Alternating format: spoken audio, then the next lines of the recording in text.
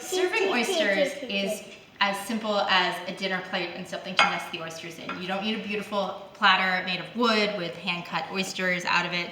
You don't need one of these antique oyster plates that used to be super popular back in the 1700s, 1800s.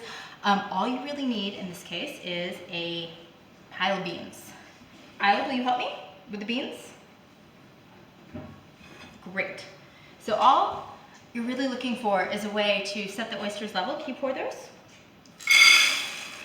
Well done.